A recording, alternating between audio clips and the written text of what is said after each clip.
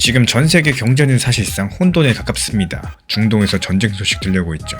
유가는 계속 치솟고 있죠. 물가는 안 잡히고 있고 다들 겁이 나서 이제 안전한 금이나 달러밖에 답이 없다. 이렇게 생각하기 쉬운 상황인데 여기서 이상한 일이 벌어졌습니다.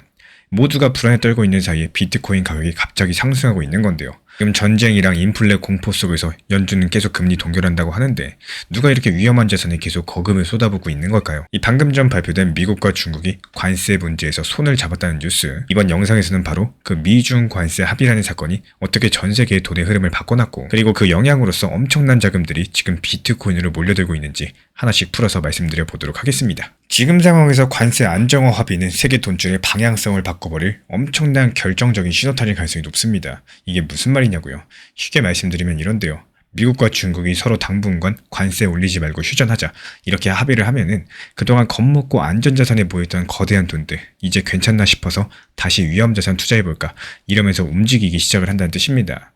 애초에 작년 10월에 어땠죠? 관세 이슈로 인해 가지고 비트코인 시장 엄청 폭락했었죠. 마치 커다란 댐에 갇혀있던 물들이 이제 한꺼번에 문이 열리니까 폭포처럼 쏟아져 나오는 것처럼 글로벌 자금들이 이제 괜찮은가 보다 이러면서 안전자산에서 빠져나와가지고 비트코인 같은 위험자산으로 흘러들어올 수 있는 이런 모습들이 포착되고 있는 겁니다. 평소 뉴스에서 잘 다루지 않으니까 우리가 놓치기 쉬웠던 핵심 포인트인데요. 그렇다면 도대체 어떤 증거들이 이런 흐름을 보여주는지 순서대로 한번 따져볼까요? 먼저 과거 사례를 하나 짚고 넘어가 보자면요. 2018년부터 2019년 미중 무역전쟁 당시로 잠깐 돌아가 볼게요. 그때도 미국과 중국이 관세를 올리네 마네 이러면서 시장이 출렁했었는데 정말 재밌게도 비트코인 시장이 여기에 민감하게 반응했었습니다. 예를 들어가지고 2019년 5월 13일 중국이 미국 제품에 보복 관세 때린다고 발표하니까 전통적인 안전자산들, 이 금을 새로 사들인 투자자들이 전날보다 108% 늘었고요. 근데 비트코인 신규 매수 포지션은 무려 139% 폭증했습니다. 금보다도 비트코인을 더 많이 쓸어 담은 건데 반대로 그해 6월 25일 추가적인 관세 부과를 연기할지도 모른다라는 소식이 나오면서 비트코인 매수가 또 크게 늘어났고요. 결국에 2019년 한 해를 돌이켜봤을 때 초반에 1BTC 가격이 4,000달러도 안 했었는데 미중이 1단계 무역 합의를 이뤄낸 연말쯤에는 비트코인이 14,000달러까지 상승을 했습니다. 무역전쟁이 풀릴 조짐이 보이다 보니까 위험자산인 비트코인에 돈이 몰리게 된 거죠.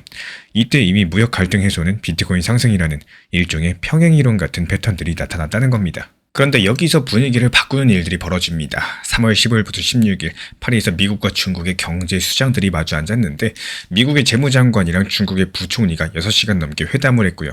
분위기가 놀랍도록 안정적이었다고 합니다. 여기서 농산물 추가 구매나 핵심 광물 공급 그리고 관리형 무역 같은 현실적인 무역 협력 방안들이 논의가 됐어요. 쉽게 말씀드려가지고 우리 싸우지 말고 윈윈할 수 있는 부분 찾아보자 이렇게 머리를 맞댄 겁니다. 그리고 이 소식이 전해지면서 시장에 짙게 깔려있던 무역 불확실성 의 먹구름이 한꺼번에 거치는 느낌이 들었고 곧 있을 트럼프 대통령과 시진핑 주석의 정상회담에서도 큰 싸움은 없겠다 이런 기대감이 커질 수밖에 없겠죠. 불과 몇 주 전까지만 해도 무역전쟁 터지면 어떡하나 또 모두가 걱정했었는데 갑자기 이러다가 관세 문제 풀리는 거 아니냐 이렇게 희망이 생겨버린 겁니다. 그리고 바로 이 지점에서 시장의 돈들이 극적으로 방향을 틀기 시작을 해요. 그동안 전쟁이다 뭐다 해가지고 금이나 달러 같은 곳에 모여있던 자금들 슬금슬금 위험자산 쪽으로 이동하기 시작을 한 건데요. 특히나 비트코인으로의 쏠림 현상들이 두드러졌습니다. 증거를 몇 가지 살펴볼까요? 비트코인 가격부터 보자면은 전쟁 긴장이던 3월 초 당시 65,000달러까지 떨어졌었는데 파리 회담 직후에 단숨에 74,000달러를 돌파해버렸습니다. 시장 분위기가 순식간에 바뀐 거죠. 그리고 미국의 증권시장에 상장된 비트코인 현물 ETF들로 어마어마한 돈들이 흘러들어오고 있어요. 전 세계 최대 자산운용사인 블랙록이 운영하는 비트코인 트러스트 IBIT 측에서는 이 3월 초 이후에 자금이 폭발적으로 몰렸고요. 같은 시기 금 ETF에서는 오히려 반대로 거액의 돈들이 빠져나갔습니다. 말 그대로 금을 팔고 비트코인 사고 있다는 건데 실제 숫자를 봤을 때 중동 전쟁 불안이 한창이던 2월 말 이후에 최근까지 이 금 ETF에서 빠져나간 돈들이 그 펀드 전체 자산의 2.7%나 됐다라고 해요. 근데 비슷한 기간에 블랙록의 IBIT에서는 전체 자산의 1.5%에 달하는 돈이 새로 들어왔습니다. 이 금에서 빠진 돈들이 비트코인으로 옮겨 탄 듯한 이런 움직임인데요. 금액으로 봤을 때 3월 첫째 주부터 둘째 주 사이에 미국 비트코인 ETF들로 유입된 돈 약 수조 원 규모에 달했습니다. 하루에 몇 천억씩 순식간에 들어온 날도 있었고요. 이 정도면 미 월가의 큰 손들이 이제 금 말고 비트코인이다 이렇게 포트폴리오를 갈아타고 있다고 볼 수밖에 없겠습니다. 여기에 대해서 개인 투자자들은 잘 모르실 수 있겠지만요. 온체인 데이터도 상당히 재밌는 단서들을 보여주고 있어요. 블록체인상에서 대규모 지갑들의 움직임을 추적하는 자료를 봤을 때 비트코인 고래 지표라고 불리는 수치가 3월 중순 급상승을 했습니다. 고래라는 거는 간단히 말씀드려서 비트코인을 엄청나게 많이 가진 큰 손들을 의미를 하는데요. 큰 손들이 거래소에 보낸 비트코인 양의 비율이 최근 12년 만에 최고치를 찍었습니다. 보통 이렇게 고래들이 활발하게 움직일 때는 시장에 큰 변화가 있다는 신호로 받아들여지는데 결과적으로 이 고래들이 지난 한 주 동안 71,000달러 언저리에서 비트코인을 79,000개 이상이나 추가로 매수했다. 이런 분석이 나왔어요. 이 79,000개 정도면 지금 시세로 계산해도 어마어마한 돈인데요. 이렇게 많은 비트코인을 세력들이 조용히 쓸어담고 있었던 겁니다. 근데 이상하지 않으신가요? 가격이 오르는 걸 보통 세력이 올렸다고 생각하기가 쉬운데 정작 데이터를 보니까 아시아 시장 시간대에는 비트코인 가격이 크게 오르지 못하고 횡보하는 동안에 매집이 이루어졌다는 겁니다. 무슨 말이냐? 유럽이나 미국 시장 열렸을 때 가격이 오르는 동안 아시아의 큰 손들은 굳이 공개 시장에서 가격을 끌어올리지 않고 장외 거래나 가격이 살짝 조정될 때 이때를 틈타서 천천히 물량을 모은 걸로 보입니다. 특히나 중국계 자금들, 이른바 차이나머니가 홍콩을 통해서 들어온 정황들이 포착되고 있는데요. 실제로 홍콩 정부가 최근 크립토 허브 도시가 되겠다면서 파격적인 발표를 했었고 홍콩에 있는 펀드나 패밀리 오피스가 비트코인 같은 가상자산을 사고 팔아서 번 돈에 대해서 세금을 0%로 먹이겠다. 이렇게 선언을 한 겁니다. 원래 수익의 16.5%를 내야 되는 세금에 한 개도 안 받겠다라는 건데요. 이렇게 되면 중국 본토의 큰 손들이 홍콩을 경유해서 마음 놓고 비트코인에 투자할 수 있는 여러 가지 길들이 열리는 셈이겠죠. 바로 이 발표가 나온 직후부터 아시아권 고래들의 지갑 움직임이 심상치 않게 포착이 됐습니다. 싱가포르나 다른 곳에 있던 중국 자본들, 홍콩이 세금도 안 받고 문 활짝 연다고 한데 이러면서 슬금슬금 몰려들고 있다는 거죠. 거래소 가격 급등은 미국 기관들이 주도하고 있지만요. 그 뒤에서 탄탄한 매수 물량을 깔아준 거는 아시아 고래 세력의 가능성이 높아 보입니다. 소리소문도 없이 쌓인 장작 더미 위에서 마지막에 불꽃을 당긴 게 바로 미국 월가의 자금이라고나 할까요? 까지 정리해보면 그림이 상당히 명확해집니다. 미중 관세 갈등이 풀릴 거라는 신호가 켜지자마자 그동안 몸살이던 전세계 자금들 일제히 리스크 온되면서 위험자산 투자 모드로 전환됐고요. 그리고 그 결과로서 비트코인으로 자금들이 폭포수처럼 흘러 들어왔고 가격도 상승을 했죠. 근데 혹시 이런 생각이 들 수도 있겠습니다. 아니 설마 진짜로 관세 합의 하나 때문에 비트코인이 이렇게 오르겠냐? 그냥 미국의 중앙은행이 돈을 풀거나 아니면 풀지 않거나 하는 게 더 큰 영향 아닐까? 실제로 경제 전문가들 중에는 이렇게 반론을 제기하는 분들도 있습니다.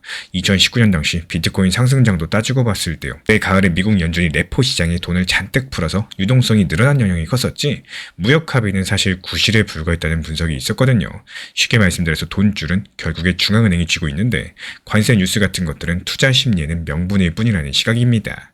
이번도 역시 마찬가지로 연준이 금리를 내리거나 또 유동성을 공급할 거라는 기대감이 진짜 원동력이고요. 무역 합의는 그냥 들러리 아니냐 이런 말인 거죠. 일리가 있는 지적입니다. 결국 시장에 풀 돈이 많아져야지 자산 가격이 상승하는 건 기본이기 때문에 연준의 통화 정책과 금리 인하라거나 인상 같은 결정들이 비트코인에도 엄청난 영향을 주는 게 사실이에요. 근데 여기서 중요한 건요. 이 지금 상황을 곰곰이 보시면은 관세 휴전 소식만으로도 투자자들의 행동에 뚜렷한 변화가 생겼다는 점 부정하기가 어렵겠습니다. 앞서 말씀드린 대로 달러 가치도 8월 회담 이후에 눈에 띄게 약세로 돌아섰고요. 미 국채 금리도 살짝 안정됐습니다. 연준이 오히려 인플레 걱정에 당장 금리를 내릴 생각이 없다. 이런 분위기인데 불구하고 시장 자금은 벌써부터 이제 위험 좀 감소해볼까 이렇게 움직였다는 사실. 관세 불확실성이 해소되면요. 경기 침체 위험이 줄어들고 또 물가 압박도 완화될 거라는 기대감을 갖게 되다 보니까 중앙은행이 돈을 더 풀지 않아도 기존 자금들이 갈 곳을 바꾸는 이런 효과가 생긴 겁니다. 게다가 냉정히 보시면은 관세 합의라는 것들은 투자 심리만 좋게 한 게 아니에요. 관세가 낮아진다. 기업들의 비용이 내려갈 거고 물가 상승 압력도 확 꺾일 수가 있습니다. 그럼 앞으로 연준이 금리를 올릴 필요가 줄어들고요. 어쩌면 늦가을이나 겨울에는 금리 인하 카드까지도 꺼낼 수 있게 될지 모릅니다. 이런 점들을 큰손들이 놓칠 리가 없겠죠.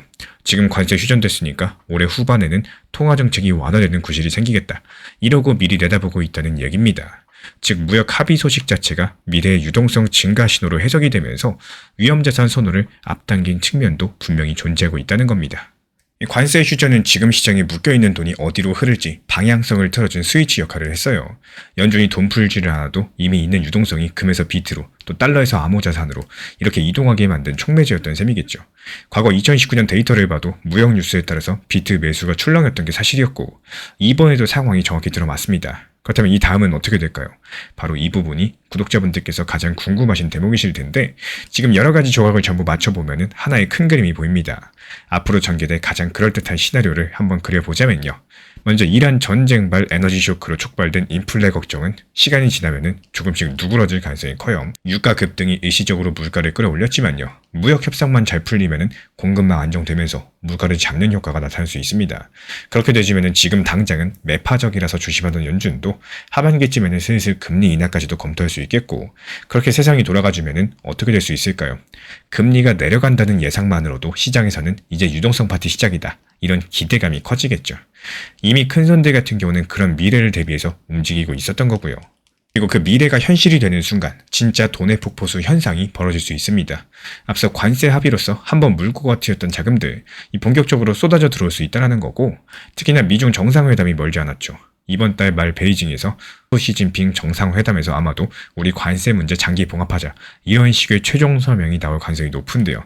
만약에 정말로 양국 정상이 관세 유예에 대해서 합의하는 문서에 도장을 찍는다, 그러면 그거는 글로벌 투자자들에게 공식적인 청신호를 주는 거나 마찬가지고, 이제 큰 위험 하나 제거됐으니까 마음껏 투자하세요, 이런 신호 말이죠.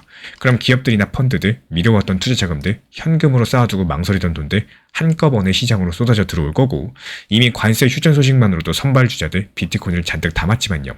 이 뒤늦게 눈치챈 다른 투자자들까지도 가세하면서 드디어 개인들도 포모, 즉 나만 뒤처질 수 없다, 이런 불안감에 뛰어들 수 있다는 사실. 그렇게만 되어준다면 올해 2분기부터 3분기 사이에 비트 가격이 지난 모든 최고점 가볍게 뛰어넘는 초강세 랠리를 펼칠 수도 있겠습니다. 숫자로 말씀드리자면 많은 전문가들이 이 심리적 마지노선을 보는 게 10만 달러 벽인데요. 여기도 충분히 돌파하고 남는다는 거죠. 물론 이건 어디까지나 지금 상황이 이대로 잘 풀려나갈 경우의 시나리오입니다. 하지만 관세 합의가 물가 안정, 또 금리 인하 기대감, 그리고 위험자산 폭등으로 이렇게 이어지는 흐름들이 상당히 구체적으로 보여서 그런 거지, 월가의 움직임을 보면은 이미 이 시나리오에 베팅한 색깔들이 역력합니다. 이제 비트코인은 더 이상 변방의 투기 자산이 아니라요, 국제 경제 흐름 속에서 필수적으로 편입하셔야 될 핵심 자산으로 격상되고 있다는 사실. 주식과 채권만 담던 전통 포트폴리오에 당연히 일정 비율 비트코인이 섞는 시대가 열리고 있는 겁니다. 투자 시장에 대해서 너무 단편적으로 바라보시기보다는 상승 하락 반복되는 전체 흐름 속에서 어떤 대응을 할지 준비하는 게 중요합니다. 아쉬운 것 중에 하나는요, 이 시장에 대해서 너무 단편적으로 바라보시는 분들 생각보다 많다는 건데, 요즘 코인 시장이 좋지 않은 것도 분명 사실이에요. 하지만 이 투자 시장이라는 게 항상 좋은 시장만 이어지는 것도 아니고 또 나쁜 시장만 이어지는 것도 아닙니다. 말 그대로 안 좋은 시장이 있어야 좋은 시장이 나고요. 그리고 좋은 시장이 찾아오면 또다시 어쩔 수 없이 안 좋은 시장이 찾아오는 이 투자 시장의 기본적인 원칙이다라고 보시면 되는데요. 결국에 시장은 상승과 하락을 반복하면서 하나의 사이클을 만들어가는 구조입니다. 시간을 조금만 과거로 돌려가지고 생각을 해보시면은 예전에 트럼프 당선 시기 때를 한번 생각을 해보세요. 당시 리플이 600원, 700원 정도 하던 시기, 이 가격에서 불과 몇 개월 사이에 4,900원 부근까지 급등을 해버렸습니다. 이 가파른 상승이 나왔던 시기가 있었던 만큼 짧은 시간에 큰 상승이 나왔다, 반대로 생각해보면은 또 짧은 시간에 가파른 하락이 나올 수가 있다, 이런 가능성도 항상 존재한다는 의미이기도 합니다. 시장이 빠르게 상승을 한다는 건요, 그만큼 빠르게 하락도 할 수 있는 이런 구조라는 거고, 그래서 중요한 거는 단순하게 상승과 하락 자체를 바라보는 게 아니라 그 중간 과정들에서 내가 어떤 대응을 하고 있느냐, 이게 중요하겠죠. 상승 나왔을 때 매도를 할 것인지, 하락이 이어질 때 어떤 준비를 해두고 있을 것인지, 이런 대응들이 결국에 투자 결과를 크게 바꾸게 될 겁니다. 결국에 투자에서 가장 중요한 건요, 시장의 순간적인 움직임들 같은 것들이 아니라 그 흐름 속에서 내가 판단을 할지 미리 생각을 해놓으셔야 됩니다. 그래서 시장을 짧은 시선으로만 바라보시기보다도 조금 더 긴 흐름 속에서 바라보는 습관을 만드는 것들이 무엇보다 중요하다라는 사실인데요. 만약에 대통령이 마음만 먹으면 연방 준비제도, 즉 연준을 좌지우지해서 금리를 내리고 돈을 무제한으로 풀 수 있다면 세상에 어떤 일이 벌어질 수 있을까요? 바로 지금 미국에서 그런 일에 한 발짝 다가서는 움직임들이 조용히 진행되고 있는 상황입니다. 오늘 영상 통해서 트럼프 대통령이 연준을 장악하려 한다는 시나리오, 그리고 그 결과로서 XRP, 리플 같은 암호자산의 역사상 유례가 없는 이 유동성 폭발이 찾아올 가능성에 대해서 말씀드려 볼 거고요. 대부분의 사람들은 뉴스에서 금리가 오르네 내리네 이렇게 숫자만 보시지만요, 정작 그 금리를 결정하는 연준의 독립성이 어떻게 될지는 간과하기가 정말 쉽습니다. 사실 연준은 100년 가까이 정치 권력으로부터 독립해서 움직이는 전통이 있습니다. 대통령이 너 마음에 안 들어, 이렇게 해서 연준 의장이나 이사를 막 잘라버릴 수가 없다라는 거예요. 이렇게 1930년대에 나온 중요한 판결 덕분이었는데 있었는데, 쉽게 말씀드리자면 연준 같은 독립기관 수장은 대통령 마음대로 해임을 하면 안 된다라는 원칙이 생겼던 겁니다. 이 방패막이 덕분에 연준은 그동안 정권 눈치 안 보고 비교적 자유롭게 통화 정책을 펴올 수가 있었던 겁니다. 그런데 작년 5월에 미국 대법원이 충격적인 판단을 내렸습니다. 트럼프 대통령 측에서 독립기관 몇 곳의 수장을 이메일 한 통으로 해임해버린 사건이 있었는데요. 대법원이 여기에 대해서 그래도 된다 이렇게 손을 들어준 거고, 대통령이 원하면은 독립기관장도 해임할 수 있다는 아주 파격적인 결정이었죠. 다만 이때 대법원은 살짝 단서를 달았습니다. 이 미국의 연준만큼은 조금 특별한 케이스이기 때문에 이번 판결을 바로 적용하진 않는다라고 한 겁니다. 연준은 역사적으로 워낙에 민감한 기관이다 보니까요, 예외로 취급을 하겠다는 뜻이었죠. 하지만 문제가 뭐냐, 이 예외라는 게 영원히 보장된 게 아니라는 겁니다. 대법관 중에 한 명은 연준의 지위도 결국에 다른 기관과 헌법적으로 다를 바가 없다 이렇게 의견을 냈고, 쉽게 말씀드려가지고 필요하면 연준이라고 예외일 수가 없다라는 겁니다. 연준을 지켜주던 100년짜리 관습이 이렇게 흔들리기 시작을 했고요. 이제 연준 의장이라거나 이사들도 언제든 해임당할 수 있다는 불안한 가능성이 열린 셈이겠죠. 설마 정말로 그렇게까지 될까 싶은데 이거는 시작에 불과했습니다. 실제로 트럼프 대통령 측에서는요, 바로 연준 이사 한 명을 해임하려는 시도를 했습니다. 그 대상은 바이든 전 대통령이 임명했던 리사 쿡 연준 이사였어요. 2025년 8월 이 트럼프 측에서 갑자기 쿡 이사를 향해서 이 사람이 예전에 주택 담보대출 받을 때 주소 잘못 적어가지고 사기를 쳤다더라 이런 주장을 들고 나온 겁니다. 이걸 이유로써 쿡 이사를 해임하겠다라고 했었고, 얼핏 들으면 큰 비리가 있는 것 같아 보이죠. 근데 정황을 살펴보면 조금 얘기가 다릅니다. 쿡 이사가 대출 서류에 옛날 주소를 기입한 실수가 있었는데 이걸 두고 의도적으로 거짓말을 한 거다 이렇게 몰아붙인 거죠. 쿡 이사 측의 변호인은 단순한 행정적인 실수고 고의성은 없었다라고 반박했고요. 게다가 정말 아이러니하게도 트럼프 행정부 고위 관료 몇몇도 비슷한 서류 오류를 저질렀었는데, 쿡 이사만 콕 집어가지고 문제 삼는다는 거는 정치적인 표적 아니냐 이런 지적이 나왔죠. 그래서 결국에 이 해임 시도가 법정 싸움으로까지 번졌고요. 결국 2026년 1월 미국 연방 대법원까지 올라가서 구두 변론이 진행됐습니다. 보수 성향 대법관들마저도 연준 이사를 이렇게 쉽게 잘라내면은 이 경제에 충격이 클 거다 이러면서 우려를 표했을 정도니까요. 아직까지 최종 판결은 나오지 않았지만 올해 6월 정도에 나올 예정입니다. 만약에 대법원이 트럼프 대통령의 손을 들어준다, 그럼 앞으로 미국의 대통령이 미국의 연준 인사를 얼마든지 갈아칠 수 있는 이런 전례가 생기는 거기 때문에 이게 상상만 해도 엄청난 변화일 수밖에 없겠습니다. 그리고 미국의 연준을 향한 압박은 여기서 멈추지라 하는데요. 이 트럼프 행정부 차원에서 법무부까지도 동원해서 당시 연준 수장이던 제롬 파월 의장을 정조준했고요. 올해 1월 11일 파월 의장 측에서는 긴급 성명을 통해서 충격적인 소식을 전달했습니다. 법무부가 연준 본부 건물 리모델링과 관련된 예산 초과 문제로서 자신에게 형사조사를 개시하고 또 대배심 소환장까지도 보냈다는 사실, 한마디로 파월 의장이 건물 공사하면서 돈을 낭비했고 또 거짓 증언을 했다는 식으로 수사를 시작을 한 겁니다. 사실 이 건물 리모델링 자체가 1930년대 이후에 처음 있는 대공사였고요. 예산이 예상보다 많이 든 것은 사실입니다. 하지만 연준 측에서는 낡은 건물에서 성면 제거 같은 이 필수 안전조치 때문에 돈이 더 들어갔다라고 해명을 했어요. 그럼에도 불구하고 법무부가 형사 혐의까지 들이댄 건 상당히 이례적인데요. 많은 분들께서 이걸 두고 파월을 겁줘가지고 금리 좀 내려보게 하려는 압박 아니냐 이렇게 의심을 했습니다. 결국에 2달 뒤인 3월 13일 워싱턴 DC 연방법원에서 제동이 걸렸습니다. 이 재판부가 이거는 파월을 범죄자라고 보기엔 증거가 부족하고 또 정치적인 압박수단으로 보인다면서 법무부의 소환장을 기각해버린 건데요. 파월 입장에서 봤을 때 법적으로 한숨 돌렸었지만 그 속을 들여다보면 연준 의장이라는 이런 자리들도 이제 이렇게 정치권의 압력에 노출될 수 있다는 게 만천하에 드러난 사건이었죠. 이 상황을 정리드려보자면요. 연준 독립성의 수명은 이제 시한부처럼 보인다는 겁니다. 대통령이 연준을 마음대로 할 수 없게 막아주던 오래된 장치들은 하나둘 무너지고 있는 상황이고, 그래도 연준만큼은 특별해서 대통령이 함부로 못 건드릴 거야 이렇게 생각하는 시각도 있지만요.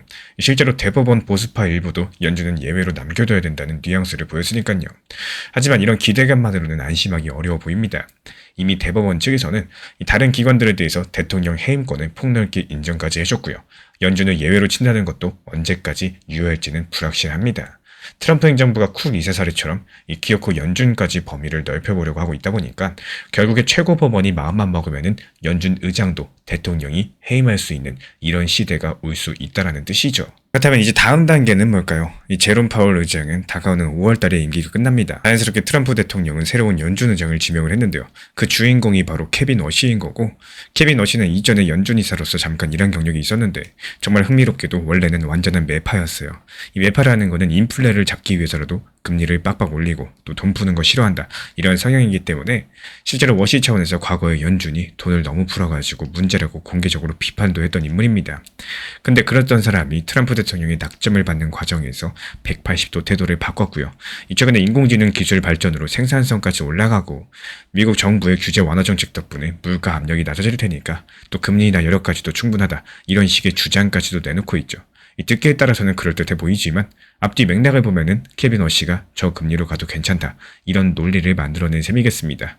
많은 전문가들 차원에서는요 이걸 두고 케빈 워시가 자신의 원래 경제 철학을 버리고 트럼프 입맛에 맞춰준 것이다 이렇게 바라보고 있는 상황이고 연준 의장 자리를 얻기 위해서 다시 말해서 트럼프의 뜻대로 금리를 내려줄 사람이라는 이런 신호를 준 거란 얘기겠죠. 그리고 이쯤에서 트럼프의 속내도 분명해집니다. 낮은 금리로 돈을 풀면 경기 부양도 쉽고요. 정부 빚 부담도 줄일 수가 있으니까 얼마나 좋을까요?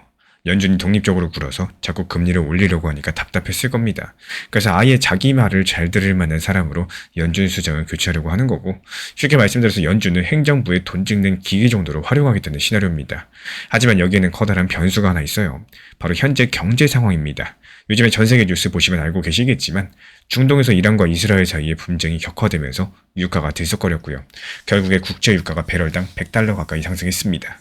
에너지 가격 뛰니까 물가가 다시 올라가는 분위기죠. 실제로 미국 경제를 보면은 작년 말부터 성장률이 시원찮은데 물가는 잡히지 않는 스태그플레이션 조짐이 보이고 있다는 사실.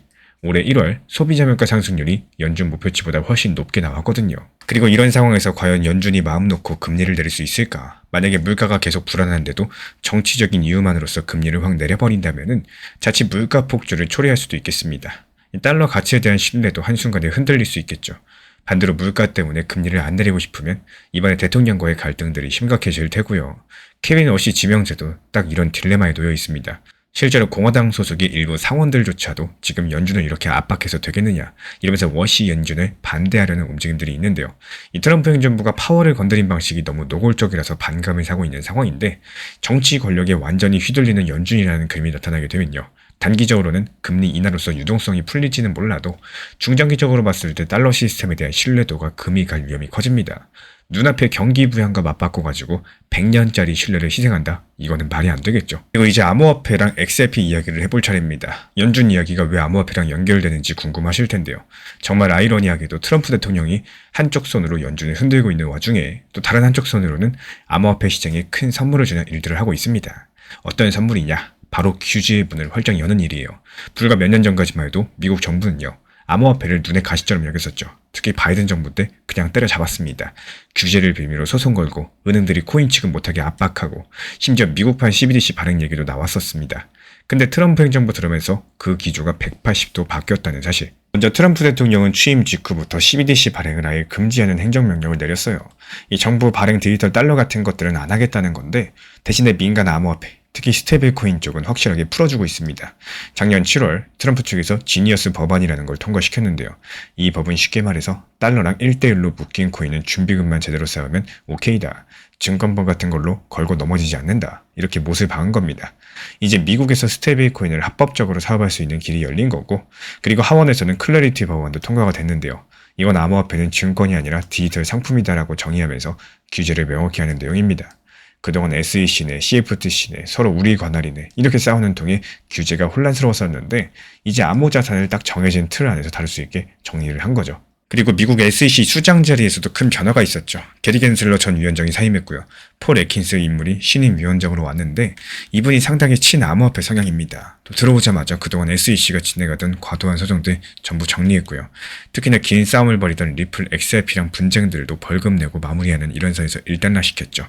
엄청난 진전이었고 게다가 은행 규제 당국들도 입장을 확 바꾸고 있습니다. 연준 통화감독청, 예금보험공사 이런 것들이 이전 정부에서 은행들은 암호화폐 다루지 마라 이러던 지침들을 전부 철회했고요. 이제는 미국 은행들도 고객 요청만 있으면 암호화폐를 보관이 가능하고 관련 서비스를 또 해줄 수 있게 길까지 터주고 있습니다. 이 다가오는 2026년 6월 만약에 연방대법원이 리사 쿡 연준 이사 해임권에서 트럼프 대통령의 편을 들어준다. 그렇다면 연준도 사실상 대통령이 인사권을 쥐는 기관이 될 겁니다. 마침 5월 말이면 케빈 워시가 연준 의장으로 취임하겠죠. 이제 트럼프 측의 압박에 따라서 연준은 서서히 금리 인하하거나 양적완화 돈풀기 신호를 내기 시작을 할 거고, 앞서 말씀드린 대로 당장 물가 상황이 안 받쳐준다, 조금 머뭇거릴 수 있겠지만요, 정치적인 목표가 분명한 이상 방향성은 이미 정해져 있다는 사실, 돈을 풀고 경기를 띄운다, 또 시장에서는 서서히 달러 유동성이 넘쳐나기 시작을 할 겁니다. 그리고 동시에 이미 통과된 법안들과 새로운 규제 환경이 현실에 적용되기 시작을 해요. 지니어스법과 클래리티 액트로서 스테이블코인과 암호자산의 법적인 지위가 명확해졌고요. 미국 SEC랑 CFTC 같은 기관도 암호화폐 산업과 적극적으로 협력하는 구조가 갖춰졌습니다. 리플이 OCC로부터 받은 인가를 바탕으로서 RLUSD 같은 자체 달러 연동 코인을 발행해서 미국 내부 은행들과 거래하기 시작할 가능성이 크고요. 이건 리플이 직접 발행하는 일종의 달러 스테이블 코인인데, 연준으로부터 승인받은 준비금으로 뒷받침되다 보니까 은행들도 신뢰하고 사용할 수 있겠죠.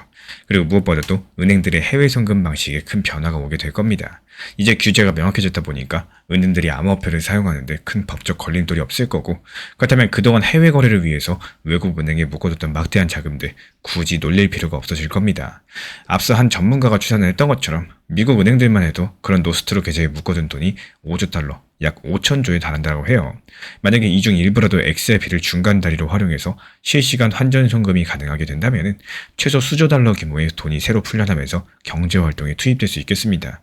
그리고 이런 과정에서 XRP 토큰은 실시간 유동성 제공하는 브릿지 통화 역할을 톡톡히 할 수 있게 되겠죠. 예를 들어서 미국 은행이 유럽으로 돈을 보낼 때 달러를 XRP로 순간적으로 변환했다가 그 XRP를 다시 유로로 바꾸는 식입니다. 3초에서 5초 만에 끝나는 이런 과정들에서요, XRP가 끼지 않았었다면 은행은 미리 유로를 쟁여놓아야 됐을 거예요.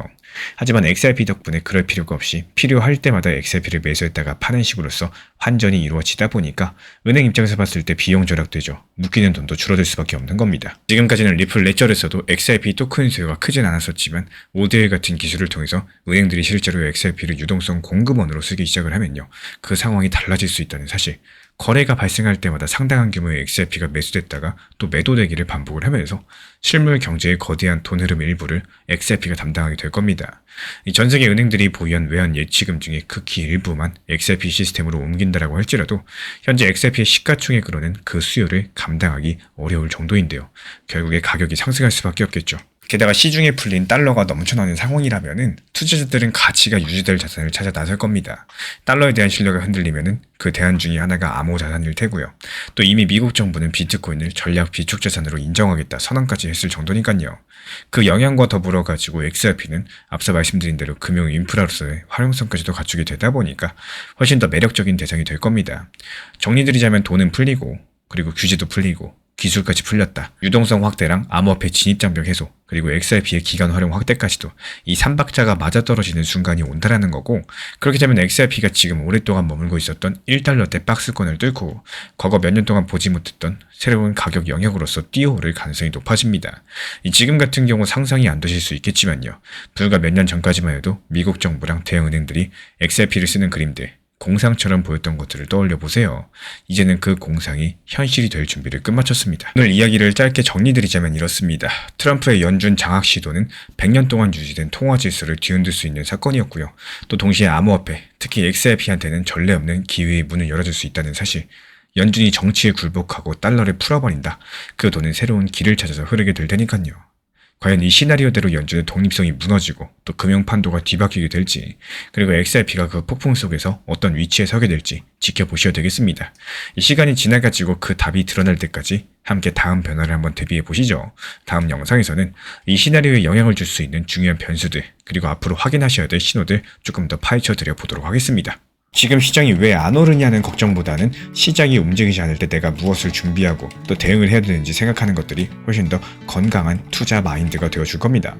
이 투자를 하다 보면 가장 많이 드는 생각 중에 하나가 있죠. 바로 왜 상승하지 않을까? 이제 언제 상승하나? 이런 답답함들, 특히나 시장 자체가 오랫동안 움직임이 없이 지루하게 횡보하거나 답답할 때 이런 생각들이 더 강해지기 마련입니다. 하지만 투자 시장에서 조금만 더 건강한 마인드는요, 왜 안 오르는지를 계속 고민만 하시는 것보다는 시장이 안 오르는 이 시간 동안에 내가 무엇을 해야 되는지 이렇게 생각을 하시는 겁니다. 단순하게 시장이 하락하고 움직임 자체가 없다라고 해서 답답해 하시면서 가만히 있기만 하면은 현실적으로 봤을 때 달라지는 거 아무것도 없습니다. 오히려 이런 시간일수록 내 매매 기준을 다시 점검해보고 비중을 어떻게 운영할지, 앞으로 시장이 움직일 때 어떤 대응을 할지, 이런 것들 미리 생각해보는 시간이 될 수가 있다는 사실입니다. 예를 들어가지고 리플 XRP 같은 경우도 상승했을 때 매도를 해야지 의미가 있죠. 하지만 많은 분들께서 상승 시작하면 더 상승할 거야 기대감 때문에 분할 매도의 기회를 놓치는 경우가 상당히 많은데요. 그래서 지금처럼 시장이 조용한 시기일수록 분할 매도에 대해서 기준을 다시 생각을 해보고 비중 누수를 어떻게 할지, 어떤 원칙으로 매매할지 여기에 대해서 정리해 보시는 것이 좋습니다.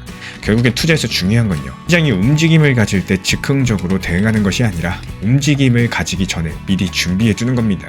그래서 지금 같은 시장도 단순하게 답답한 시간이 아니라요, 앞으로의 매매 원칙을 정리할 수 있는 이런 시간으로 활용하는 것들이 훨씬 더 의미 있는 투자 방식이다라고 생각을 해요. 제가 안내드리는 리플 전용방에서도 리플에 대해서 장기적으로 긍정적으로 말씀드리고 있지만요, 적당한 일부 비중들에 대해서는 단기 고점과 저점을 활용할 수 있는 이유도 결국에 올라갔을 때 팔아야 될 것이고, 또 정말 신기하게도 상승장의 끝에는 다시 하락장의 시기, 즉 재매수 타점을 주기 때문입니다. 이 무리한 비중을 한 번에 움직이시는 게 아니라요, 일부 비중을 단기 고점과 저점 활용하시면서 오히려 시장이 재밌고 장기적으로 가져가기에 더 효율적이다라고 느껴지실 겁니다. 높은 평단은 낮추고 또 낮은 비중과 수량을 천천히 늘려가는 이런 방향을 만들어 나가는 게 가장 좋습니다. 유럽의 중앙은행이 최근에 충격적인 결정을 내렸습니다. 세계에서 가장 보수적인 이 중앙은행이 잘 나가는 이더리움도 아니고요, 리플의 XRP 원장 기술을 채택했다는 소식인데요. 도대체 왜 유럽의 금융시장이 리플의 기술을 선택을 하고 있는 걸까요? 그리고 이 결정 뒤에는 유럽의 금융 시스템 전체가 바뀔지도 모르는 거대한 변화가 숨어 있습니다. 오늘 영상 통해서 이 숨겨진 맥락과 이유를 하나씩 풀어드려 보도록 할 텐데, 왜 유럽의 중앙은행이 XRP 원장을 선택을 했는지, 이게 얼마나 큰 의미를 가지고 있는지, 그리고 이런 모든 움직임이 XRP 가격과 미래에 어떤 영향을 줄지 살펴보도록 하겠습니다. 사실상 이런 결정은 하루아침에 뚝딱 이루어진 건 아닙니다. 지난 몇 년 동안 유럽, 미국, 중동에서 관련 움직임들이 차곡차곡 쌓여왔었고요. 시간 순서대로 정리드려보자면은, 먼저 2023년 말 유럽연합은 새로운 금융 혁신 실험을 시작을 했습니다.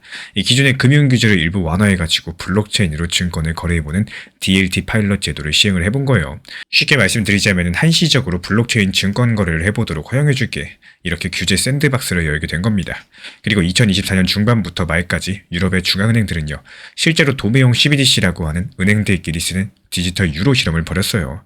독일, 프랑스, 이탈리아 포함해가지고 여러가지 주요 중앙은행들, 그리고 60여 개의 금융기관들이 참여해가지고 50개가 넘는 실험을 했다라고 합니다. 이 실험에서의 핵심은요, 기존의 유로 결제망과 새로운 블록체인 시스템을 어떻게 연결을 하느냐였고, 여러가지 방법들이 테스트가 됐었는데 그 중에는 DLT 플랫폼 자체를 은행이 제공하는 계정으로 쓰는 방식들도 있었고요. 기존의 결제 시스템이랑 블록체인을 API로 연동하는 방식들도 있었고, 트리거 솔루션이라고 해가지고 블록체인에서 일어난 거래 이벤트를 기존의 결제망들과 실시간 연결하는 이런 방식들도 있었습니다. 말이 조금 어려운데요, 쉽게 말씀드려서 블록체인 거래를 기존 은행 시스템으로 결제까지 완료시키는 방법들을 실험을 한 거죠. 그리고 이런 배경에서 2025년 6월 리투아니아의 핀테크 업체 엑시올로지가 큰 성과를 냅니다. 이 회사가 유럽 증권시장청이랑 리투아니아 중앙은행으로부터 DLT 기반의 거래, 결제 시스템 라이선스를 땄어요. 여기서부터 중요해지는데, 이 회사가 만든 거래 결제 플랫폼의 심장에 깔린 기술이 바로 리플레죠. 리플의 XRP 원장 오픈소스 코드였습니다. 다시 말씀드리자면은 유럽 금융당국이 정식으로 허가한 블록체인 시스템에 리플 레저 기술이 들어간 겁니다. 굉장한 일이라고 볼 수가 있는데요. 이유가 뭐냐?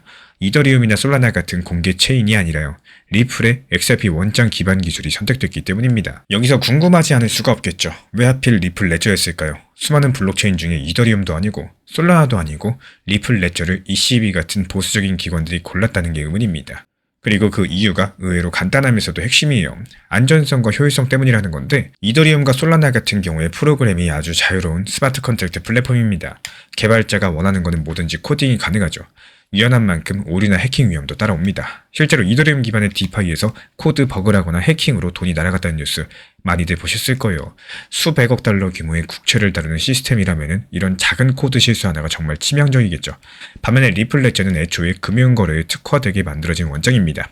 이 복잡한 금융 기능들, 예를 들어서 토큰 발행, 송금, 에스크로, 그리고 간단한 거래소 기능들까지도 이미 원장에 기본 장착되어 있다는 거고, 스마트 컨트랙트를 새로 짤 필요가 없다는 뜻입니다. 원장에 내장된 검증된 기능들을 불렀으면 되니까요. 이 새로운 버그나 해킹 위험 노출들을 획기적으로 줄일 수가 있습니다. 이런 점들이 바로 보수적인 중앙은행 입장에서는 매력적으로 다가올 수밖에 없었던 겁니다. 그리고 또 한 가지는 속도랑 확정성입니다. 이 리플 레저가 초당 1,500건 이상 거래를 처리가 가능하고요. 한 번 거래를 하면 3초에서 5초 안에 완료돼서 되돌릴 수 없게 확정이 됩니다. 은행 간의 대규모 결제에서는 이 정도 속도랑 확정성이 상당히 중요한데요. 이 리플 레저의 이런 부분들을 충족을 한 거죠. 그리고 마지막 결정적인 이유가 허가형 원장으로 쓸 수 있었다는 겁니다. 이 퍼블릭 체인, 즉 누구나 참여 가능한 공개망은 규제 입장에서 봤을 때 찜찜한 부분이 정말 많죠. 누가 들어오는지도 모르고요. 익명성도 있고요.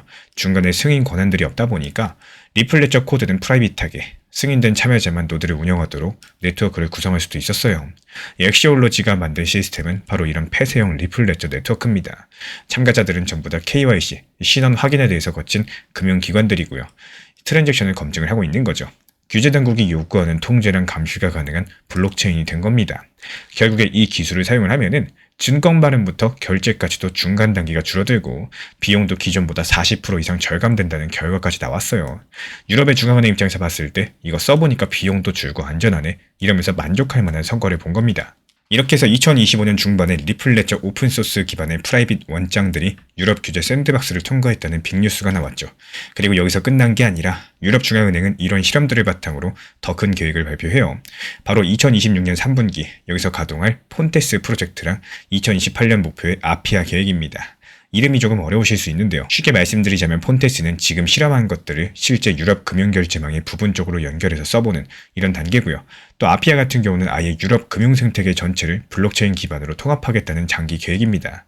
유럽이 2028년쯤에는 진짜로 금융 시스템의 뼈대를 블록체인으로 바꾸겠다는 청사진을 내놓은 거고 상상을 한번 해보세요. 5년 후에 유럽에서 주식이나 채권 사고 팔 때 백엔드에서는 리플 레저 같은 블록체인 기술이 돌아가고 있을 수도 있다는 겁니다. 정말로 큰 변화죠. 이렇게 유럽 얘기를 들었는데 이 와중에 미국과 중동에서는 또 다른 움직임이 있었습니다. 2025년 1월 미국에서는 트럼프 대통령이 취임하자마자 디지털 자산과 블록체인 산업을 육성하겠다는 행정명령을 내립니다. 이전 정부 때 꽉 막혔던 규제를 싹 풀어주는 내용이었는데 예를 들면 은행들이 암호화폐를 보관해주지 못하게 막았던 규정을 없애면서요. 이제 월가의 은행들도 암호화폐 수탁 사업에 뛰어들 수 있게 했고요. 2025년 7월 미국 의회가 스테이블코인 법안도 통과시켜서 달러랑 연동된 코인을 은행이 합법적으로 발행하고 사용할 수 있는 길까지도 열려버렸죠. 한마디로 미국에서도 드디어 이제 우리도 규제 풀고 블록체인 받아들이자 이런 분위기가 만들어진 겁니다. 여기서의 공통된 흐름들은 바로 실물자산의 블록체인화 RWA라는 메가 트렌드가 보여요. 국채나 부동산 같은 실물자산들 점점 블록체인으로 토큰화로 옮겨오고 있고요. 그 중심에는 리플 레저가 자리 잡고 있는 게 핵심입니다. 실제 데이터도 이런 것들을 뒷받침해주고 있는데 2026년 2월 이 블록체인 데이터 분석기관이 발표한 보고서에 따르면요. 전 세계에서 블록체인으로 토큰화된 미국 국채 중에서 63%가 리플 레저상에 존재한다고 합니다. 63%면 거의 3분의 2죠. 나머지 대부분은 이더리움인데 리플 레저가 이 미국 국채 토큰 시장 점유율 1위로 올라섰다는 사실. 불과 몇 년 전까지만 해도 어땠죠? 이 분야는 이더리움이 독주 체제였습니다. 근데 이제 판도가 뒤집히면서 이더리움이 물러가고 리플이 1위를 차지했다는 거. 왜 이렇게 됐을까요? 방금 언급드린 온도 파이낸스 같은 대형 운용사들이 리플과 손잡고 국채 상품을 리플 레저에서 발행한 영향이 크겠습니다. 그리고 리플이 발행한 달러 스테이블 코인 RLUSD랑 리플 레저의 빠른 결제 시스템을 활용을 하면서 국채 토큰을 24시간 바로 발행을 하고 환매까지도 할 수 있게 한 겁니다. 결국에 기관들이 이거 편하네 이러면서 리플 레저로 몰려오게 된 거죠. 근데 여기서 재밌는 건요. 발행량은 리플 레저가 압도적인데 정작 이 체인 위에서 거래가 활발히 도는 건 아니다라는 점입니다. 데이터에 따르면 리플 레저 위에 발행된 미 국채 토큰들 월간 이동량이 200달러 정도로 매우 적었었고 또 같은 기간 이더리움 위의 국채 토큰들은 300만 달러 넘게 거래가 됐다라고 해요. 이걸 보고 어떤 분들께서는 에이 리플 레저 위에 거래도 안 되고 또 그냥 발행만 해놓고 묵혀두는 거네. 이거 죽은 체인 아니냐 뭐 이럴지도 모르겠습니다. 겉으로 봤을 때 그럴 수 있어요. 리플 레저에선 발행만 잔뜩 하고요. 실제로 사람들끼리 사고 파는 거래는 적다는 뜻이니까요. 근데 이런 현상들을 다르게 보시면은 오히려 리플 레저가 어떤 용도로 쓰이고 있는지 여기서 정말 명확해지기 시작을 합니다. 이 기관들 같은 경우에 잦은 거래로 단타 차익을 노리기보다는 안전한 곳에 자산을 발행해가지고 오랜 시간 보관하려는 경향이 강합니다. 말하자면 리플 레저를 금고나 장부처럼 사용하는 거죠. 실제로 큰 손들 리플 레저의 토큰을 발행해두고 그대로 꽉 잡고 보관만 하고 있습니다. 왜냐? 신뢰가 가기 때문에 그래요. 해킹 위험도 낮고 규제 준수도 검증됐고 중앙은행도 인정한 원장이다 보니까 여기다가 올려놓고 마음 편히 맡겨두는 겁니다. 이더리움 쪽은 상대적으로 소매 투자자들이 많아서 그런지 발행된 자산을 여기저기 이동시키고요. 이 디파이 프로토콜을 예치도 하고요. 한마디로 막 굴리는 편인데 두 블록체인 간의 캐릭터 차이가 명확히 드러나고 있는 상황입니다. 그런데 여기서 중요한 의문이 하나 나옵니다. 아마 눈치 빠르신 분들 벌써 이런 생각 하셨을 거예요. 아니 그래도 ECB나 은행들이 XRP 코인을 직접 사서 쓰는 건 아니지 않나. 전부 자기네들 폐쇄방에서 테스트한 거고 XRP 토큰 안 쓰니까 가격하고 상관없지 않냐. 이런 반론들이 나올 겁니다. 맞습니다. 이 사실 인터넷 커뮤니티에서도 유럽 중앙은행이 XRP를 사서 가스비로 썼다더라. 이런 뜬소문이 돌았는데 팩트 체크해보면 그런 일은 없었습니다. ECB가 XRP를 직접 매입했다거나 퍼블릭 리플레저 상에서 거래를 발생시켰다. 이런 증거는 거의 없고요. 실상은 엑시올로지 시스템 거래는 전부 폐쇄방 안에서만 이루어졌고 퍼블릭 리플레저랑 직접 연결되지 않았습니다. 그래서 지금 당장 ECB가 시장에서 XRP를 사모을 일도 없고요. XRP 가격에 직접적인 영향은 없었다고 보는 게 맞겠습니다. 그러면 여기서 끝일까요? 아니 역시 XRP 사용 안 하는 거였네. 의미 없다. 이러고 넘겨야 될까요? 그럴 순 없겠습니다. 왜냐면 이런 결정들을 너무 단편적으로만 보시면 안 되는 게 지금 당장은 프라이빗망에서 돌아가는 실험이라서 XRP 토큰과 무관해 보일지라도요. 조금만 큰 그림으로 보시면 이게 어떻게 연결되는지 보이실 겁니다. 가장 큰 힌트는 바로 상호 운용성, 즉 서로 다른 네트워크를 연결하는 기술입니다. 지금은 각 나라의 중앙은행, 각 금융기관들이 각자 도생으로 자기만의 블록체인 시스템을 만들어서 실험하고 있죠. A은행은 A은행대로, B국가는 B국가대로 자기 폐쇄망이 있어요. 근데 이 서로 다른 망들이 영원히 따로 놀 수 있을까요? 절대 그럴 수 없겠죠. 전 세계 금융이 연결되어 있다 보니까 초창기 회사 내부망들이 결국에 인터넷으로 전부 다 연결되었던 것처럼 지금 여기저기 생긴 프라이빗 블록체인들은 결국에 하나로 연결되어야 되겠습니다. 그리고 그 연결 지점에 과연 누가 설까요? 리플의 인터넷저 프로토콜 같은 기술이 바로 그 연결 다리를 두는 역할을 합니다. 예를 들어볼까요? 프랑스 중앙은행이 자기 프라이빗 원장에 디지털 유로를 운영 중이고 미국의 어떤 금융기관도 자기 프라이빗 체인에 디지털 달러를 운영한다고 해봐요. 두 기관이 서로 돈을 주고받거나 자산을 교환하려면 어떻게 해야 될까요? 중립적이고 모두가 신뢰하는 공통의 네트워크를 거칠 수밖에 없습니다. 그 중립적인 글로벌 네트워크로 퍼블릭 리플레저가 부상하고 있다는 거고 퍼블릭 리플레저에서는 이미 전 세계 누구나 접속이 가능하고요. 공용 장부가 존재하고 거기에는 자동으로 환전해주는 시스템 AMM까지도 존재합니다. 각종 자산들까지도 올라와 있죠. 프라이빗만들끼리는 이 직접 연결이 안 되다 보니까요. 퍼블릭 리플 레저를 매개로서 서로 거래를 트게 될 겁니다. 여기서의 핵심은 매개 역할을 할 브릿지 자산인데요.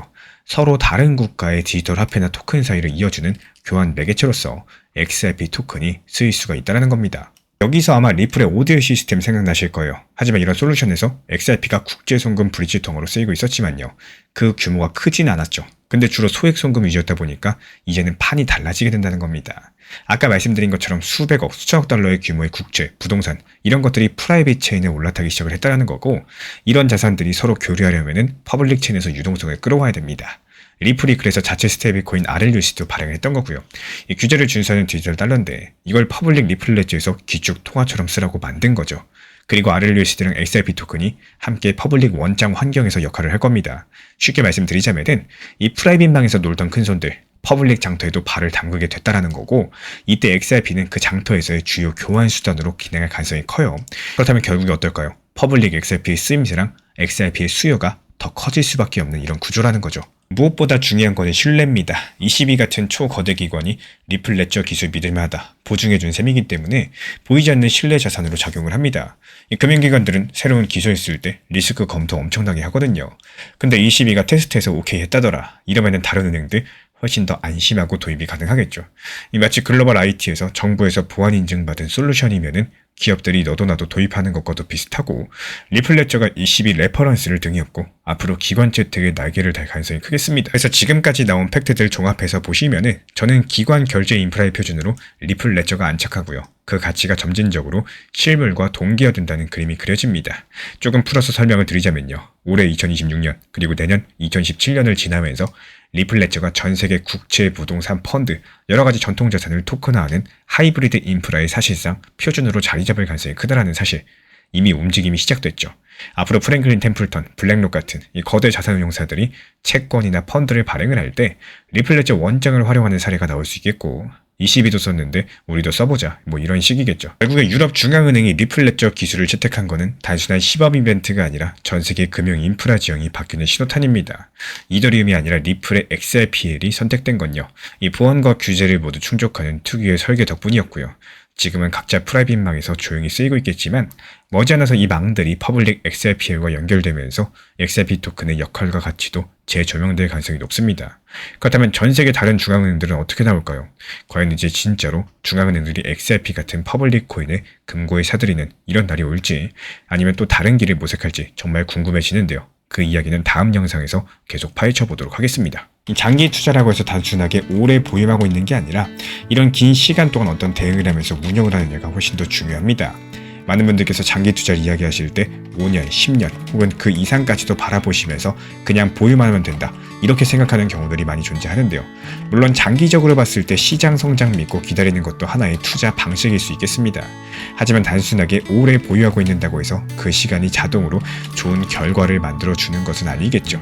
오히려 긴 시간 동안 아무런 대응 없이 지나가 버리면은 이 중간 과정들 아쉽게 흘러가는 경우들이 생각보다 많다라는 사실.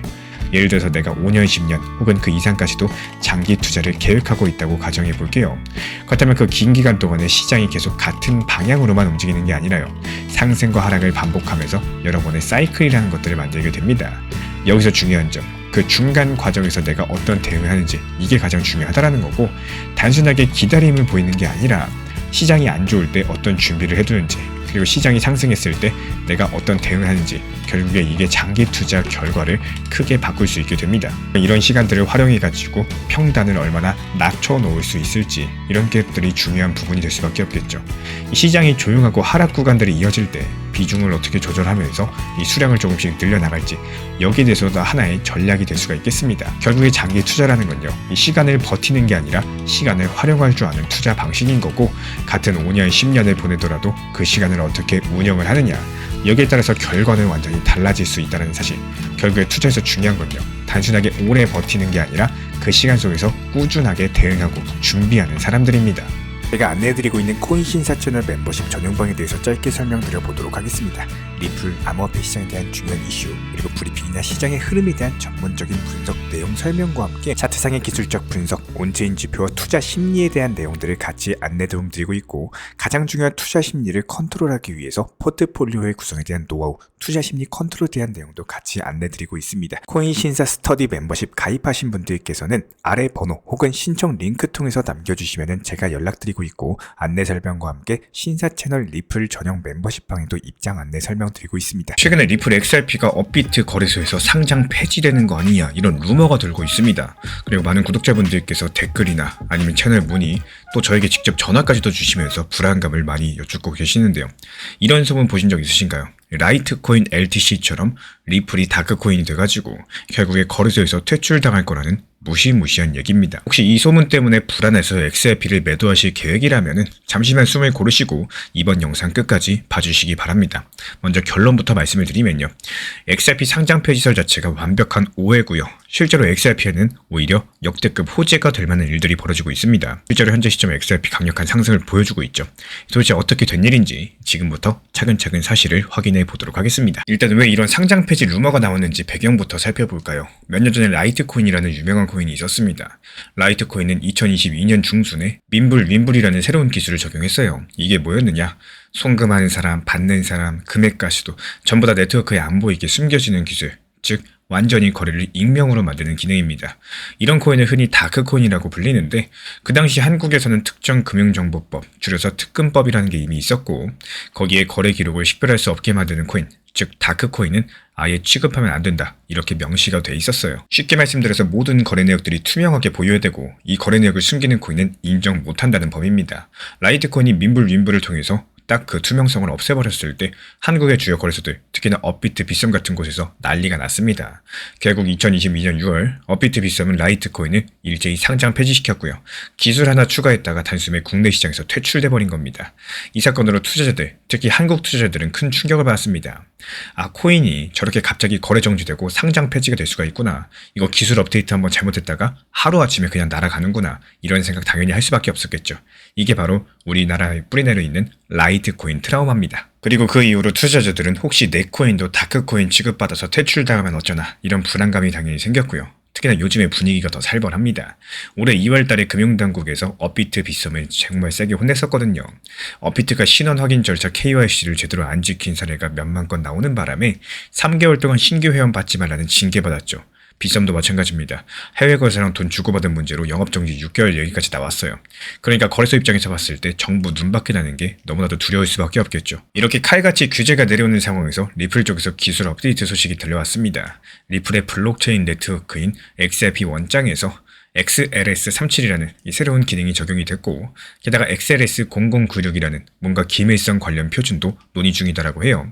이름만 들어봤을 때 뭔가 어려운데 유튜브나 커뮤니티 일부에서 이런 것들을 가지고 자극적인 주장을 펼치기 시작을 했습니다.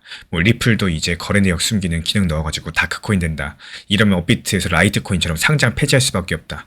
이런 식으로 조회수를 뽑아먹기 위해서 사람들한테 겁주는, 그리고 우리 대한민국 사람들이 가장 무서워하는 단어 다크코인 상장 폐지, 이 단어를 짜맞춰가지고 퍼뜨리다 보니까 당연히 시장에 공포가 확산될 수밖에 없었고, 우리 채널로도 연락들이 많이 왔습니다. 근데 이 이야기가 어디서부터 잘못된 걸까요? 먼저 첫 번째로 거론된 XLS37, 일명 클로백 기능부터 알아보겠습니다.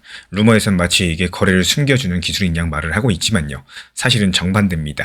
클로백, 우리말로 하면은 되찾아오기 정도 될 텐데요. 말 그대로 이미 누군가에게 건네준 자산을 발행자가 강제로 회수할 수 있는 권한을 뜻합니다. 어딘가 조금 섬뜩하게 들리시나요? 예를 들어가지고 설명드려보자면은 어떤 가령 토큰을 만든 회사가 있다고 쳐봅시다. 이 회사를 발행자라고 부를게요. 그 회사가 발행한 스테이블코인이나 토큰이 여러 사람에게 거래를 통해서 퍼져나가겠죠. 근데 나중에 보니까 어떤 지갑으로 간 토큰이 범죄 자금과 연루된 겁니다. 그리고 혹은 해킹으로 탈취당한 돈일 수도 있겠죠.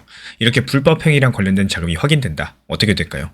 정부나 수사기관은 그 돈 당장 동결하고 압수수색해, 이런 식으로 요구할 거고, 발행자는 법적 의무가 있다 보니까 그 요구를 따를 수밖에 없습니다. 클로백 기능 같은 경우는 바로 이런 상황을 대비한 비상 정지 버튼 같은 거예요. 발행자가 문제가 된 지갑에다가 들어있는 자기 토큰을 강제로 빼앗아서 회수해버릴 수 있는 기능입니다. 말씀드리자면은 블록체인상의 경찰이나 은행의 권한을 미리 심어놓은 기능인데요. 이게 다크코인 기술처럼 들리시나요? 전혀 아니죠. 오히려 투명성과 법 집행을 돕는 기능입니다. 근데 XLS37은 여기서 한 발 더 나가요.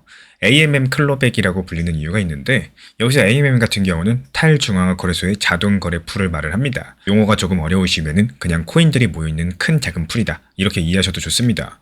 혹시 누군가가 범죄 자금을 숨기려고 자기 지갑에 들고 있으면 뺏길 테니까 그 돈을 리플 레저의 유동성 풀에 몰래 넣어버렸다라고 가정을 해볼게요. 이게 기존 클로백 기능으로는 이렇게 풀 속에 섞여버린 돈을 집어내기가 까다로웠습니다. 근데 이번에 리플 레저의 XLS37이 활성화되면서 발행자가 직접 그 풀 안으로 들어가서라도 해당 범죄자의 몫에 해당하는 토큰들 정확하게 추출해서 가져올 수 있게 된 거고, 풀 안에 두 가지 자산이 섞여 있으면요, 알아서 비율대로 회수하는 똑똑한 방법까지도 갖추고 있고요. 결국에 문제가 생기면은 어디에 돈을 숨겨놨든지 간에 전부 다 찾아가지고 압수할 수 있다는 얘기입니다. 이 정도면 오히려 수사기관이나 규제당국이 잘했다, 이렇게 박수칠 기능이죠. 이걸 두고 암거래를 위해서 거래를 숨긴다고 해석하는 거는 완전히 기술을 반대로 이해한 겁니다. 정리드리자면 XLS37 클로백은 다크코인과 180도 반대 방향인 규제 준수용 회수 장치라고 보시면 되는 거고, 실제 미국에서 이런 기능들을 아예 법으로 요구하는 움직임까지도 있어요. 실제로 지니어스 액트 법안에서 스테이블코인 발행자는 불법 자금이 발견되면 그 돈을 동결, 압수가 가능해야 된다, 이렇게 명시가 돼 있고, 리플 측도 우리 스테이블코인 RLUSD는 그런 통제 기능은 기술적으로 전부 다 갖추고 있다, 이렇게 강조했어요. 즉 이번 업데이트가 법을 어긴 게 아니라요, 오히려 법과 규제에 딱 맞춰가지고 발을 맞춰준 겁니다. 그렇다면 여기서 두 번째 걱정으로 넘어가 볼게요. 아니 그럼 아무리 기능과 취지가 좋다고는 하지만 리플이나 발행자가 내 XRP도 마음대로 뺏어갈 수 있나요? 내 지갑에 있는 XRP도 혹시 클로백 당하면 어쩔까요? 이런 부분들 가장 불안하실 텐데요. 결론부터 말씀드릴게요. 그럴 일이 절대로 없습니다. 왜냐면 클로백 기능은 애초에 XRP 같은 네이티브 코인에는 적용 자체가 안 되도록 만들어졌기 때문인데요. 리플 레저에는 두 가지 종류의 자산이 있어요. 먼저 XRP처럼 원장 탄생과 함께 존재하는 기본 코인이 있고요. 두 번째로 누군가가 새로 발행하는 토큰들이 있습니다. 예를 들어서 달러 가치에 연동된 리플의 스테이블코인 RLUSD 같은 거는 후자에 속합니다. 이 두 가지 종류는 구조부터 남달라요. XRP는 중앙에서 누가 발행한 게 아니고요. 처음부터 리플 레저에 내재된 모두가 공통으로 쓰는 화폐죠. 반면에 RLUSD 같은 발행 자산들은 말 그대로 어떤 발행자 계정이 찍어낸 토큰입니다. 그리고 클로백은 바로 그런 발행자가 있는 자산에만 쓸 수 있는 기능입니다. 발행자가 자기 토큰을 처음에 만들 때 나는 나중에 클로백 쓸 수 있게 할래, 이렇게 미리 세팅을 해두지 않으면은 아예 이런 권한들을 가질 수도 없어요. 근데 XRP는 애초에 발행자라는 개념이 없죠. 누가 클로백을 설정할 수도 없겠죠. 당연히 XRP를 대상으로 클로백을 시도하면 시스템 속에서 오류 처리되고요. 쉽게 말씀드려서 XRP는 시스템적으로 몰수당할 수 없는 완전한 탈중앙 자산입니다. 그러니까 리플이나 누가 내 XRP 몰래 가져가면 어쩌나 이런 걱정은 안 하셔도 됩니다. 애초에 기술적으로 불가능한 일이기 때문에 마찬가지로 리플 레저가 갑자기 개인정보를 숨기는 다크코인으로 바뀌었다는 말도 사실이 아니겠죠. XRP의 모든 거래는 여전히 낱낱이 공개되고 있고요.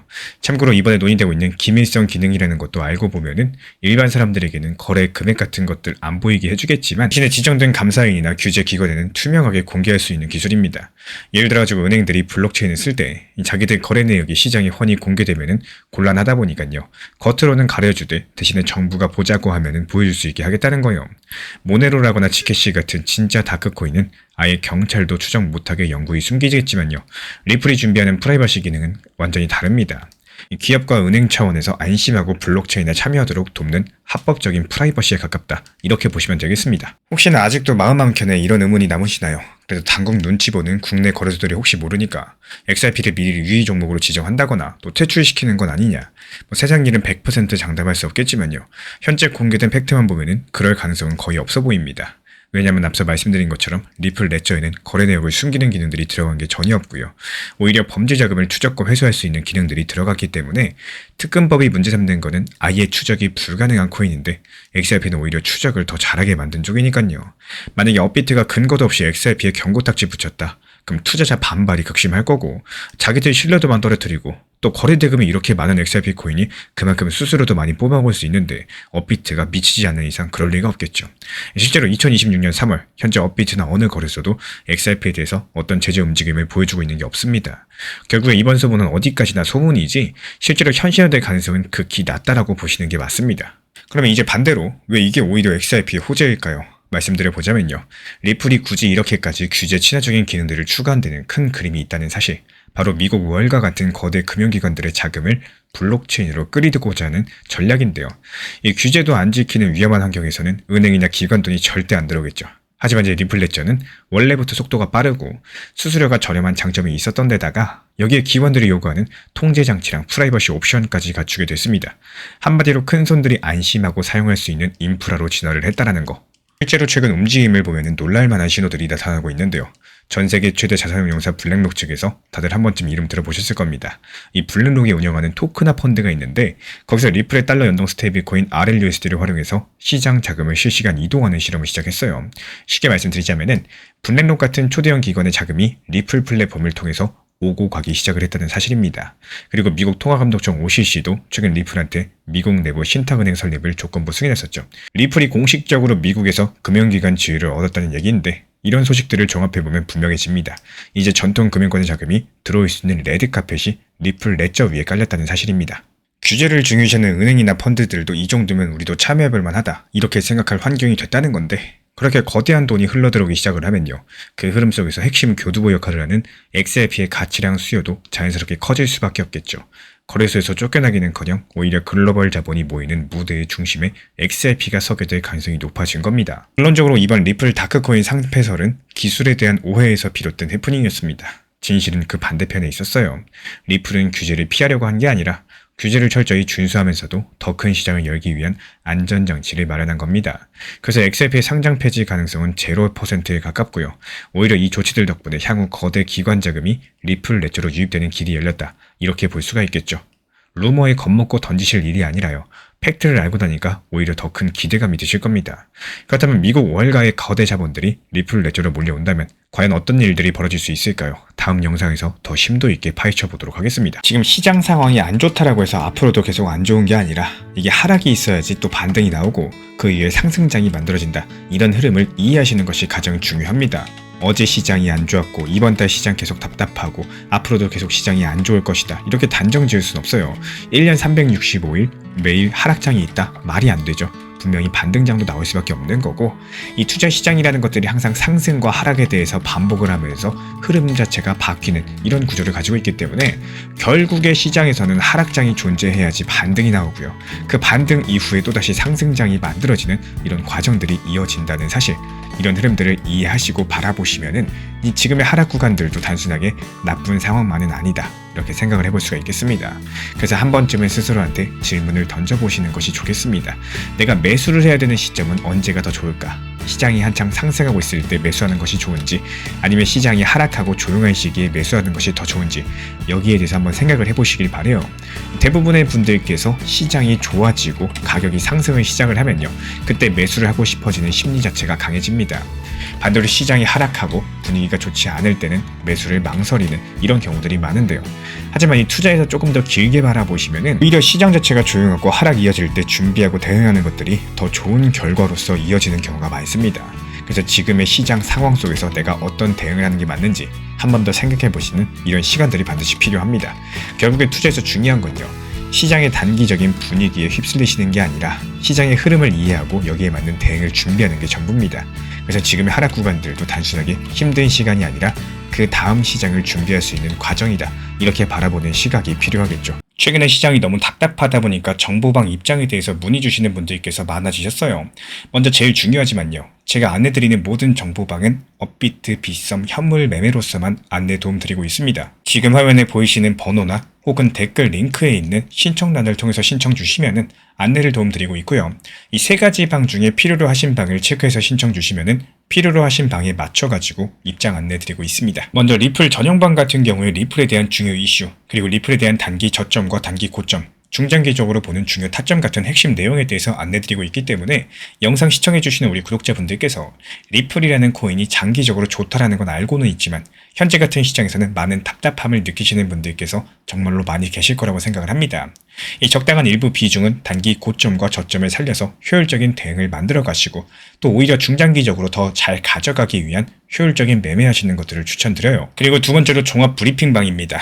장기적으로 보기에 좋은 코인들과 현재 시장 흐름에 대한 중요 시장 이슈들, 브리핑 내용이나 리플에 대한 방향성, 락업 해제 일정과 여기에 따른 움직임들에 대해서 안내드리는 종합적인 방이다, 이렇게 생각해 주시면 되겠습니다. 그리고 마지막으로 단기 종합방 같은 경우는 말 그대로 단기 종목들에 대한 타점을 안내드리고 있는 방입니다. 이 단기 종목은 말 그대로 단기 종목답게 접근을 하셔야 되는데 욕심으로 인해서 타점을 너무 높게 잡아가지고 수익 실현을 못하거나 아니면 눈치 보기 매매를 하다가 이렇게 수익 실현의 기회를 놓치셨던 기억이 있으신 분들, 지금 시장에서 정말 많은 상황인데요. 항상 비중 조절이 중요하고요. 매수와 동시에 목표 타점을 걸어 놓으면서 현실적으로 봤을 때 내 것으로 만들어서 마침표까지 잘 찍는 게 단기 매매의 핵심이다 생각을 해요. 단 여기서 중요한 거, 아무리 내가 좋아하고 시기가 좋고 스스로 괜찮다고 판단하셔도 몰빵 매매는 정말 위험하기 때문에 매번 말씀드리는 비중 조절 원칙 매매로 접근하시는 게 가장 중요합니다. 끝으로 항상 말씀드리고 있지만요, 저는 업비트, 빗썸, 현물 매매에 대해서만 안내를 도움드리고 있기 때문에 절대로 해외고래소, 선물 매매에 대한 고위험 리스크 매매에 대해서는 언급조차 드리지 않고 있습니다. 무조건적으로 업비트, 빗썸, 이렇게 현물 매매로 필요하신 분들께서만 입장 신청 주시면은 안내 도움 드리도록 하겠습니다. 이 빠르게 가는 것보다 중요한 건요, 꾸준하고 길게 가는 게 더 중요한 투자 시장이다, 이렇게 생각을 해요. 건강한 비중 조절 원칙 매매 활용하시기를 늘 응원드리겠습니다. 이 리플 XRP의 매수 매도 타점은 순간의 판단이 전부예요. 그래서 우리 신사 채널에서는 시장의 숨결 하나하나까지 놓치지 않고자 모든 흐름들 실시간으로 모니터링 중에 있습니다. 이 단기 반등 구간이 열리는 순간 그 찰나의 기회 타점을 우리 구독자분들께 바로바로 전달드리기 위해서인데요. 우리 신사 채널을 이미 구독해주신 분들 중에서 실시간 커뮤니티방 참여를 원하신다면 지금 보이시는 번호로 문자 남겨주시면 되겠습니다. 이 혼자서 불안하게 바라보는 시장이 아니라요, 함께 흐름을 읽고 움직이는 경험들을 선사해 드리도록 하겠습니다.